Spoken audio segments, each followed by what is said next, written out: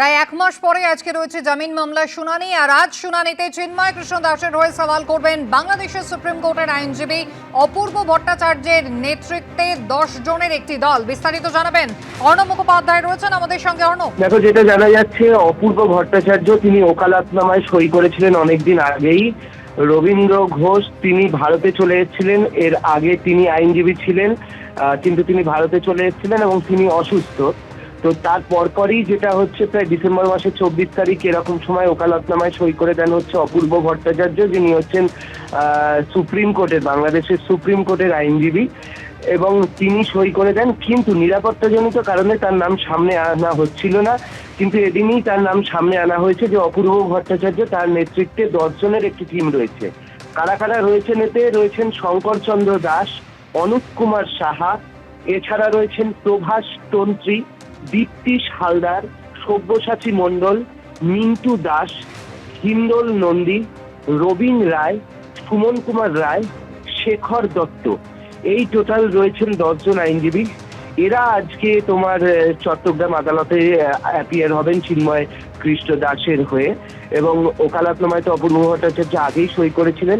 অন্যদিকে সনাতনী সমাজের পক্ষ থেকে আজকে আদালতে সবাইকে কিন্তু বলা হয়েছে কেউ যেন না আসেন, শুধু আইনজীবী ছাড়া কোনো লোক যেন না হন, জড়ো না হন।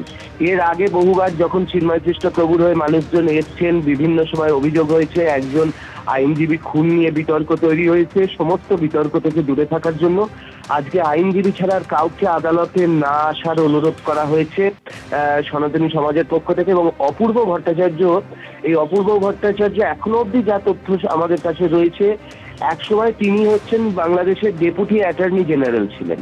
তো সেই অপূর্ব ভট্টাচার্য তিনি যথেষ্ট নামকরা আইনজীবী, এবং তিনি আজকে হচ্ছেন চিন্ময় প্রভুর হয়ে নামবেন, এবং তিনি চিন্ময় প্রভুর হয়ে তিনি আজকে আসছেন। অনেক ধন্যবাদ।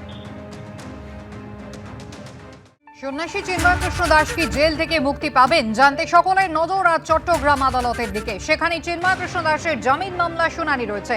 জামিনের শুনানি এগিয়ে আনার আবেদন জানিয়েছিলেন সন্ন্যাসীর আইনজীবীরা। কখনো ওকালতনামা না থাকার কারণ দেখিয়ে, আবার কখনো স্থানীয় আইনজীবী না থাকার অজুহাতে সেই আবেদন খারিজ করা হয়েছে।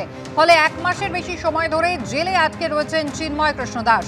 আবার পরিকল্পনা করে প্রতিকূল পরিস্থিতি তৈরি করা হবে না তো? বাংলাদেশে আক্রান্ত হিন্দুদের জন্য সরব সন্ন্যাসী চিন্ময় কৃষ্ণ দাসকে আটকে রাখতে নতুন কোনো ফন্দি আসবে না তো মোহাম্মদ ইউনূস সরকার?